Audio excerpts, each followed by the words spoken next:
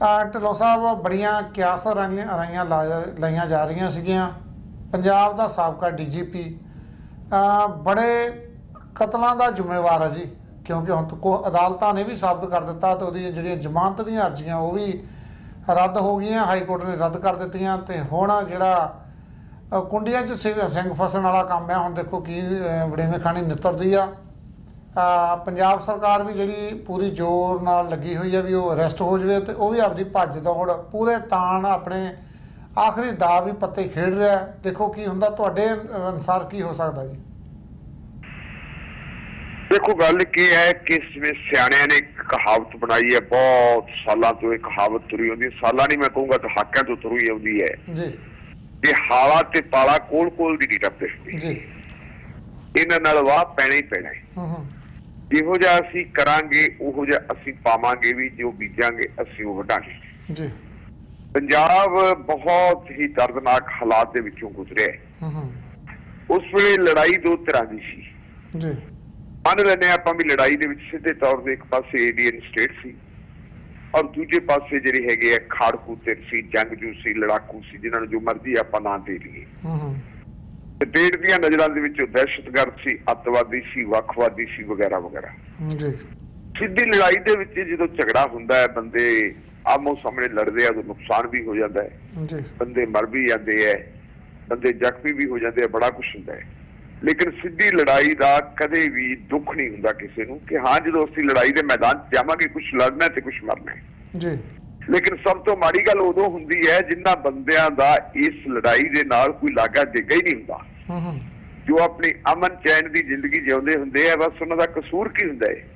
उन्हां दा कसूर हुंदा कि वो किसी ना किसी दे रिश्तेदार है, किसी का कोई भरा है, किसी का कोई भणोईया है, किसी का कोई साला है, कुछ भी है। जो उन्होंने लोगों को फड़ फड़ के असीं मारते हैं, या कोई किसी का दोस्त भी हो सकता है, दोस्तियां होंदियां, कोई जरूरी नहीं कि दोस्तां दे विच जे तुहाडी किसी नाल दोस्ती है, तुहाडी विचारधारा अलग अलग है, तुहानूं कतल कर दिता जावे।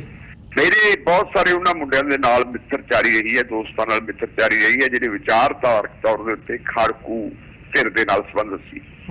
उन्हां च बहुत सारे दुनिया च नहीं रहे, कई सारे अजे तक हैगे भी है। साडी मित्रचारी उवें दी उवें बरकरार है। ਇਹਦੇ ਚ मतलब ਇਹ ਹੁੰਦਾ ਕਿ ਸਾਡੇ ਕੋਈ ਇਮੋਸ਼ਨਲ ਸਾਂਝ ਹੁੰਦੀ ਹੈ, ਭਾਈਚਾਰਕ ਸਾਂਝ ਹੁੰਦੀ ਹੈ, ਵਿਚਾਰਾਂ ਦੀ ਸਾਂਝ ਨਹੀਂ ਹੁੰਦੀ। ਲੇਕਿਨ ਇਹ ਜਿਹੇ ਮਾਮਲੇ ਦੇ ਵਿੱਚ ਕਿਸੇ ਬੰਦੇ ਨੂੰ ਚੁੱਕ ਕੇ ਖਤਮ ਕਰ ਦਿੱਤਾ ਜਾਵੇ, ਇਦੋਂ ਵੱਡਾ ਪਾਪ ਕੋਈ ਹੋ ਨਹੀਂ ਸਕਦਾ, ਗੁਨਾਹ ਕੋਈ ਹੋ ਨਹੀਂ ਸਕਦਾ। ਬਲਵੰਤ ਸਿੰਘ ਮੁਲਤਾਨੀ ਦੇ ਮਾਮਲੇ ਦੇ ਵਿੱਚ ਵੀ ਤਾਂ ਇਹੀ ਹੋਇਆ ਨਾ। ਬਲਵੰਤ ਸਿੰਘ ਮੁਲਤਾਨੀ ਦੀ ਅਸਲ ਦੇ ਵਿੱਚ ਜੇ ਆਪਾਂ ਦੇਖੀਏ, ਬਲਵੰਤ ਸਿੰਘ ਮੁਲਤਾਨੀ ਦੀ ਦਵਿੰਦਰਪਾਲ ਸਿੰਘ ਭੁੱਲਰ ਦੇ ਨਾਲ ਦੋਸਤੀ ਸੀ। इन्हां दोनों ने गुरु नानक इंजीनियरिंग कॉलेज दे विचों पढ़ाई की सी, उस वेले इन्हां दी दोस्ती पै गई सी। और वो दोस्ती जिहड़ी हैगी वधदी फुलदी गई, कोई किसी पासे नूं चला गया, कोई किसी पासे नूं चला गया। सुमैल सिंह सैनी ते 1991 जदों वो चंडीगढ़ दे SSP हुंदे आ, उदों इक बंब धमाका हुंदा है। उस बंब धमाके की हौली हौली सूह निकलती है, पता लगता है कि दविंदरपाल सिंह भुल्लर की उहदे विच इनवॉल्वमेंट है। हालांकि अदालत के विचों दविंदरपाल सिंह भुल्लर बाद दे विच बरी हो गया, ਉਹਦੇ ਉੱਤੇ ਇਸ ਕੇਸ ਸਾਬਤ ਨਹੀਂ ਹੋ ਸਕਿਆ ਕਿ ਉਹ ਬੰਬ ਧਮਾਕੇ ਦੇ ਵਿੱਚ ਇਨਵੋਲਵ ਸੀ। ਲੇਕਿਨ ਦਵਿੰਦਰਪਾਲ ਸਿੰਘ ਭੁੱਲਰ ਨੂੰ ਪੇਸ਼ ਕਰਾਉਣ ਵਾਸਤੇ ਜਾਂ ਉਹਨੂੰ ਫੜਨ ਵਾਸਤੇ ਜਿਨ੍ਹਾਂ ਲੋਕਾਂ ਨੂੰ ਟਾਰਗੇਟ ਕੀਤਾ, ਉਹ ਲੋਕ ਇਕੱਲੇ ਆਪਾਂ ਬਲਵੰਤ ਸਿੰਘ ਮੁਲਤਾਨੀ ਨਹੀਂ ਕਹਿ ਸਕਦੇ। ਤੁਸੀਂ ਇਹ ਦੇਖੋ ਕਿ ਦਵਿੰਦਰਪਾਲ ਸਿੰਘ ਭੁੱਲਰ ਦਾ ਮਾਸੜ ਉਹ ਨੌਕਰੀ ਕਰਦਾ ਸੀ ਕਿਸੇ ਅਦਾਰੇ ਦੇ ਵਿੱਚ, उस बंदे नूं भी चुक्या जाता, अज तक ओहदा थौ पता नहीं लगता। दविंदरपाल सिंह भुल्लर दे बाप का कोई थौ पता नहीं लग सकता। बठिंडे जिले दे विच ही पिंड है उन्हां दा दयालपुरा, दयालपुरे दे कोठियां दे विच रहिंदे आ, जिहनूं दयालपुरा झुग्गा भी कह दिंदे है। मैं उस पिंड दे विच जाके आया, उन्हां दे परिवारक मैंबरां नूं मिल के आया। उस वेले जदों इन्हां नूं फांसी दा हुक्म होया सी दविंदरपाल सिंह भुल्लर नूं, इहदे कजन है मिस्टर मुखतियार सिंह। मुखतियार सिंह नूं तुसीं जे अज भी जाके देखोगे तां ठीक तरीके नाल तुर नहीं सकदा, वो अपंग बनया, लत्तां बाहां भंनियां हुई है। इस किस्म का जो सारा सिस्टम चलता है, इनू असीं अनर्थ कह दिंदे हां, इनू असीं अपराध कहने, इनू असीं पाप कह दिंदे हां। ये कुछ घटनावां वो है जिहड़ियां साडे सामने है, जिथे जिहड़ियां लाइव लाइट दे विच आ गईयां चीज़ां, जिहड़ियां रोशनी च आ गईयां, आपां उन्हां नूं जाके देखिया परखिया है। लेकिन इहो जे पता नहीं किन्ने कांड होए होणगे जिन्हां दा हाले तक पता नहीं। सुमैल सिंह सैनी के खिलाफ बड़ी मुशक्कत तो बाद एक मुकदमा दर्ज हुआ है। पहला मुकदमा दर्ज हो गया सी, हाई कोर्ट ने दर्ज करवाया सी। ये गया सी CBI दे कोले, लेकिन साडी जिहड़ी बादल सरकार है जो बनदी है 2007-8 दे विच अपनी उसे टनौर दे विच इन्हां ने चुनौती दे दित्ती सी उस फैसले नूं। कह के ये डेकोरेटेड पुलिस ऑफिसर है, ये बहुत वधिया पुलिस ऑफिसर है, इन्होंने पंजाब दे अमन ते एकता नूं बरकरार रखण वास्ते काम कीता है। इसलिए इन्हां दे खिलाफ जस्टिस महताब सिंह गिल होरां ने जिहड़ा हुक्म दिता है वो हुक्म गैर कानूनी है जी। इस हुक्म नूं रद्द कर दिता जावे, क्योंकि एक केस दे विच इन्हां ने उहदे खिलाफ पड़ताल कीती सी सुमैत सिंह सैनी ने जस्टिस महताब सिंह गिल दे खिलाफ। इसलिए इहदे विचों बदलाखोरी की बू आउंदी है और सुप्रीम कोर्ट ने वो मामला रद्द कर दिता सी। लेकिन परिवार नूं इह कह दिता सी कि जे वो चाहण तां वखरे तौर दे उत्ते चाराजोई कर सकदे। वक्त बीतदा जांदा, अगली टनौर दे विच सुमैत सिंह सैनी नूं बना दिता जांदा पंजाब दा DGP। और मैं साडे दर्शकां नूं श्रोतिਆਂ नूं इह भी दस देवां कि इहदे वास्ते जगह किहड़ी चुनी सी। जिहड़ा सुमैत सिंह सैनी नूं DGP बनाया जांदा है वो किहड़ी जगह सी जिथे आर्डर हुंदे है। वो जगह भारत दी पंजाब दी बहुत ही इतिहासक जगह है। जे सही वेले कहूं तो मैं उहनूं पवित्र जगह कहूंगा, क्योंकि जिथे जुल्म दे खिलाफ जिहड़ी है इंसाफ ने जित प्राप्त की सी वो जगह है जी चप्पड़ चिड़ी दा मैदान, जिथे बाबा बंदा सिंह बहादुर ने मुगल राज नूं उहनां दी होंद दा एहसास करवा के पहले सिख राज का झंडा बुलंद किया सी। सरदार प्रकाश सिंह बादल जो 5वीं बारी मुख मंत्री बनते हैं 2012 दे विच, इन्हां दा सौं चुक समागम जिहड़ा है उस समागम राज भवन च नहीं सी होया, सगों चप्पड़ चिड़ी के मैदान में होया सी। ये आप मुख्यमंत्री बन गए, पुत्र नूं डिप्टी मुख्यमंत्री बना दिता, पुत्र नूं गृह विभाग दा दे दिता चार्ज। तो सरदार सुखबीर सिंह बादल ने 2012 की सरकार दे विच डिप्टी मुख्यमंत्री बनने जिहड़ा पहला आर्डर किया सी ये चप्पड़ चिड़ी के मैदान तो किया सी सुमैत सिंह सैनी नूं DGP बनाउण वास्ते। सो वो दौर इहो जिहा सी कि परिवार चाहण के बावजूद भी लड़ाई नहीं सी लड़ सकता, बंदा आल पावरफुल हो गया। SSP हुंदियां वो भी दूजी स्टेट का चंडीगढ़ का SSP हुंदियां जी वो एडा जुल्म कर सकता था। जो आल पावरफुल है कोई DGP दी पावर है वो जो मर्जी कर सकता है। उस वेले परिवार ने दड़ बद जमाना कट वाली जिहड़ी है पहुंच अपनाई और चुप कर गई। बाद दे विच पिंकी कैट जिस वे अपनी इंटरव्यू दिंदा है एक मैगजीन नूं, कमर संधू साहब उन्हां दी इंटरव्यू कर रहे हैं आउटलुक मैगजीन नूं, उहदे विच वो इंकशाफ करदा कि मुल्तानी नूं किद्दां मारिया गया। चलो 2015 दी घटनावां होईयां साहिब श्री गुरु ग्रंथ साहब की बेअदबी दीयां, और उस तो बाद अकाली दल की जो हालत हुई आप वो भी जानते हैं। रौला पै गया भी दिन अकाली दल प्रैशर पिया पंजाब के लोगों का, सुमैत सिंह सैनी नूं DGP तो हटा दिता। 17 दे विच फिर इलैक्शन हुंदी है, नवीं सरकार आउंदी है, और परिवार जाके एक एप्लीकेशन दिंदा कित्थे है मोहाली दे SSP नूं, और उहदे ते फौरन कार्रवाई हुंदी है, केस रजिस्टर हुंदा है। शुरू दे विच सुमैत सिंह सैनी नूं मोहाली दी कोर्ट दे विच राहत मिल गई सी, 364 एंटीसिपेटरी बेल हो गई। लेकिन जो फिर कुछ विवाह आ गए जिहदे च वादा माफी बढ़ गई, 302 लग गई, तो यह मामला पंजाब ते हरियाणा हाई कोर्ट पहुंच गया। 2 दिनां नूं पहला यह मामला जिहड़ा हैगा रैफर होया सी, पहले सी सरदार अमोल रतन सिंह, उन्होंने भी अपने आप नूं अलहदा कर लिया सी केस नाल। फिर सुवीर सैगल साहब होए, केस उन्होंने दे दिता, उन्होंने भी अलहदा कर लिया। हुण तीसरी बारी फतेहदीप सिंह होना दी आ गई सी, उन्होंने यह केस दे दिता सी। फतेहदीप सिंह होरां ने पहले दिन इस केस की सुनवाई की, 4-5 घंटे दोनों तरह दीयां दलीलां होईयां, बहस नूं बाखूबी सुनिया गया, और उन्होंने केस रिजर्व रख लिया सी। कल जो 10 बजे कोर्ट खुलती है, सब तो पहला हुक्म ही आके ये सुनाते हैं कि सुमैत सिंह सैनी दीयां दोने अर्जियां रद्द कर दी गई। दोवें अर्जियां की सी? एक अर्जी तो पहले ही इन्होंने ये दी हुई सी कि जिहड़ा मेरे खिलाफ मुकदमा दर्ज किया गया है, ये मुकदमा पंजाब दी सरकार ने बदलाखोरी के तहत दर्ज किया है, इसलिए ये मुकदमा जिहड़ा शिफ्ट कर दिता जाए पंजाब तो बाहर, किसी होर एजेंसी नूं दे दिता जाए, CBI वगैरह नूं दे दिता जाए। दूसरा इन्होंने ये सी कि मैनू जिहड़ी हैगी है जमानत दी जाए, पेश की जमानत दी जाए, केस बहुत पुराना है। दोवां तरह के वकीलों ने कोई कसर नहीं छड्डी, बहुत सिरे दे वकील सी। एक पासे जे सुमैत सिंह सैनी ने बहुत चोटी के वकील APS दियोल साहब नूं कीता सी, तां दूजे पासे असीं देखिए पंजाब सरकार ने भी बड़े उचेच दे नाल बड़े सीनियर वकील है जिहड़े पंजाब ते हरियाणा हाई कोर्ट के सरदार सरतेज सिंह नरूला, उन्होंने इस केस का स्पैशल जिहड़ा हैगा पब्लिक प्रोसिक्यूटर लाया, स्पैशल प्रोसीक्यूटर ला के उन्होंने इस केस की पैरवी की।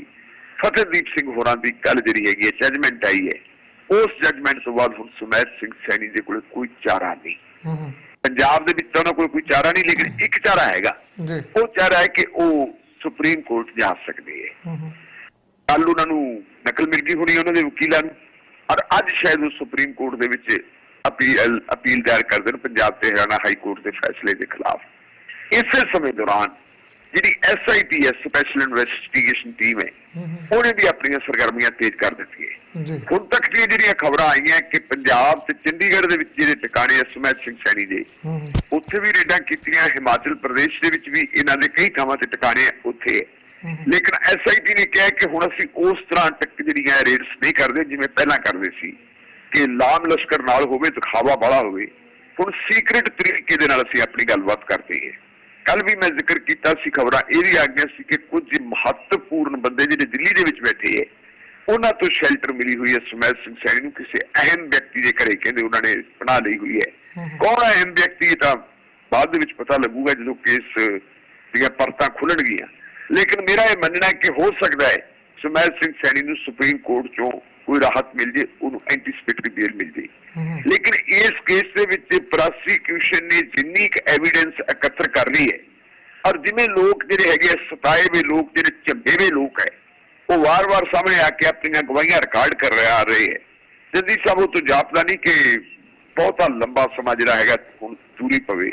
अक्सर जिहड़ा हैगा इंसाफ ने होना ही होना है, अत दा ते अंत दा भी बैर हुंदा है। कुदरत दा यह मनना है कि जिहड़ा बंदे ने अत चक्की होवे आखिर उहनूं सजा मिलती है। हुण इत्थे वार वार जिक्र आउंदा सुमैत सिंह सैनी दे वकील ये कहंदे कि मामला 29 साल पुराना है। 29 साल तक तुहाडे कोल पावर ही इन्नी रही है कि कोई बंदा तुहाडे वल अख चुक के नहीं वेख सकदा सी। उदों जे भी कोई बंदा माड़ी मोटी आवाज बुलंद करदा हुंदा सी तां उहनूं नाल दी नाल अगले जहान पहुंचा दित्ता जांदा। एक पावरफुल ऑफिसर दे खिलाफ जिहनूं किसी दी जान लैण दा ते बख्शण दा अधिकार होवे, ਉਹਦੇ खिलाफ हिया कौन करूगा कि मैं कोई चाराजोई करा। मोरओवर जिन्नी देर तक सरदार DS मुल्तानी साहब बलवंत सिंह के पिता जी जिउंदे रहे, उन्होंने बेचारे ने थोड़ी बहुती पैरवी की। वो रिटायर्ड IAS ऑफिसर सी, उन्होंने भाईचारे की किसी हद तक हमायत भी सी। लेकिन परिवार के बाकी मैंबर प्यो ते मां तो बाद जिहड़े भरा है, भरावां दी वो गल नहीं रहिंदी। डर भी हुंदा है, अपनी जान का खतरा भी हुंदा, बड़ा कुछ हुंदा है। इस करके वो पहला मूहरे नहीं आए। हुण जो उन्होंने मौका मिले वो अगे आए है, और उन्होंने आके जी हैगी अपनी फरियाद रखी है सरकार के सामने। और सरकार ने भी ऐसी बड़े वधिया तरीके दे नाल इहनूं जी आपां कहांगे तुसीं पड़ाववार देखो कि किवें पहला केस रजिस्टर किया जाता है, उदों 364 दे विच है, 364 नूं 302 दे विच तब्दील करने वास्ते एविडेंस की चाहिए है। वो एविडेंस भी जी हैगी SIT ने एकत्र की है। जे मैरिट के लिहाज नाल आपां देखीए तां मेरी समझ मुताबिक मैं बड़े फौजदारी मामलों में देखिया ये केस बड़ा मजबूत है। ते इहदे च चंदी साहब जी आपां देखिए, मेरे ख्याल तुहाडे ध्यान च ही होना, साडे बहुत सारे स्रोतां नूं पता हुंदा है कि राम रहीम नूं ਉਹਦੇ खिलाफ ਜਿਹੜੇ मुकदमे दर्ज हुए सी, सारिया मुकदमिਆਂ ਦੇ ਵਿੱਚ ਹੀ ਉਹਨੂੰ ਪੇਸ਼ਗੀ ਜ਼ਮਾਨਤਾਂ ਮਿਲ ਗਈਆਂ ਸੀ। और राम रहीम बारे ਆਪਾਂ ਇਹ ਵੀ ਜਾਣਦੇ ਆ ਕਿ राम रहीम ਨੂੰ ਪੇਸ਼ੀ ਭੁਗਤਣ ਲਈ ਪੰਚਕੂਲੇ ਨਹੀਂ ਜਾਣਾ ਪੈਂਦਾ ਸੀ।